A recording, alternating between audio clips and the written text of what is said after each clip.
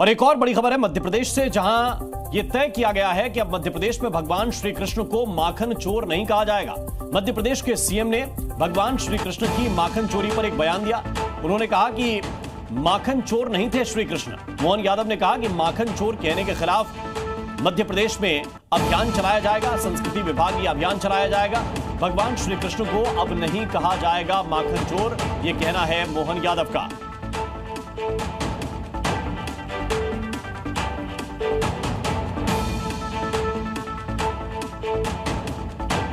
दरअसल माखन चोर शब्द पर मध्य प्रदेश की मोहन यादव सरकार को आपत्ति है, जिसका जिक्र मुख्यमंत्री ने खुद किया।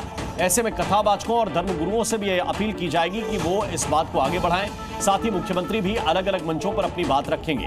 तर्क यह है कि माखन चोरी करना भगवान श्री कृष्ण का कंस की नीतियों के खिलाफ विद्रोह था, न कि ये कोई चोरी थी।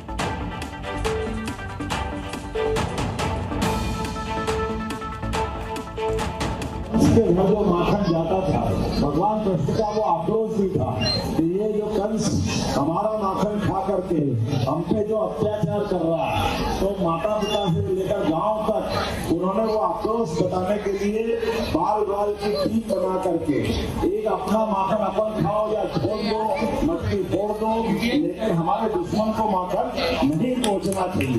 ये जो भगवान कृष्ण का दृष्टिकोण था, सच अर्थ में वो विद्रोह भी था उस समय का, जिसके आधार पर भगवान कृष्ण ने संदेश देने का प्रयास किया। जाने अनजाने हम भगवान के उस विद्रोह को पता नहीं क्या कहने लग जाते हैं। अब शब्द को बोलना भी बड़ा खराब लगता है। और जयपुर में चल रहे आई टेस्ट कैंप में एक मरीज को देखकर सभी हैरान रह गए। लेकिन पेरेंट बनकर पहुंची महिला ने न सिर्फ लड्डू गोपाल का नाम पता बताया, बल्कि डेट ऑफ बर्थ भी बताई। इतना ही नहीं, डॉक्टर ने भी लड्डू गोपाल की आंखों की जांच की। रिजल्ट क्या आया, पूरी रिपोर्ट देखिए।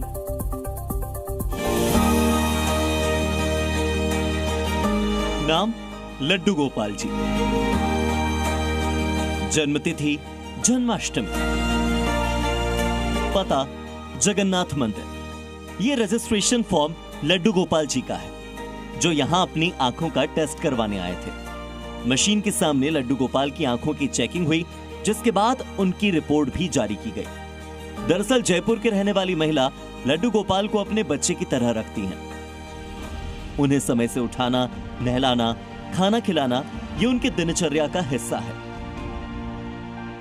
इसी सिलसिले में उनकी आंखों को लेकर मनफूली देवी परेशान थी कि कहीं उनकी आंखों की रोशनी कम तो नहीं हुई, जिसकी वजह से मेले में लगे नेत्र महाकुंभ शिविर में वो अपने लड्डू गोपाल को लेकर आई थी। उनकी आंखों का चेकअप करवाया। बाकायदा रजिस्ट्रेशन फॉर्म में उनका नाम और पता नोट किया गया। इस दौरान ये नजारा बेहद ही अद्भुत रहा। शिविर में आए सभी लोग इस नजारे को देखकर चौंक गए। भक्त और भगवान के बीच कितना अटूट रिश्ता होता है, ये इसका अनोखा नजारा था। बता दें कि यहाँ लगे शिविर में 1 अगस्त से 20 अगस्त तक 43,456 श्रद्धालुओं ने रजिस्ट्रेशन करवाया, जिनमें से 42,501 लोग जांच करवा चुके हैं। और जांच के बाद अब तक 36,012 लोगों को बिना पैसे के चश्मे दिए गए, जबकि 33,512 मरीजों को मुफ्त में दवाइयां उपलब्ध करवाई गई। ऑप्टिकल शॉप में काम करने वाले लोग 225 के करीब हमारे प्रबंधक है, जो 41 प्रकार की व्यवस्थाओं में लगकर पूरे इस नेत्र कुंभ को चलाने का काम कर रहे हैं। एक पश्चिमी राजस्थान सहित पूरे ही राजस्थान में चिकित्सा सेवा के क्षेत्र में लगने वाला ये सबसे बड़ा आयोजन मुझे प्रतीत होता है, जो लगातार 33 दिन तक चलकर लोगों की नेत्र चिकित्सा का काम कर रहा है इस क्षेत्र में। और रामदेवरा आने वाले श्रद्धालुओं से मेरा निवेदन है, आप निश्चित रूप से यहाँ पधारें। इसके साथ ही शिविर में आयुर्वेदिक और होम्योपैथिक चिकित्सा केंद्रों पर भी मरीजों का इलाज किया जा रहा है। ब्यूरो रिपोर्ट, जी मीडिया। जी न्यूज़।